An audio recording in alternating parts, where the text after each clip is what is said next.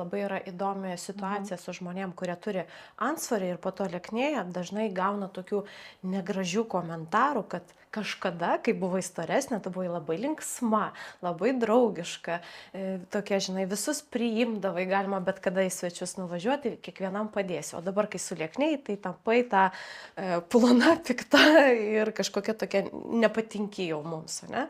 Ir tai dažniausiai eina kalba būtent apie tai, ką tu dabar sakai, kad aš kai buvau storesnė, tai aš turiu problemų, bet aš jų nerodau.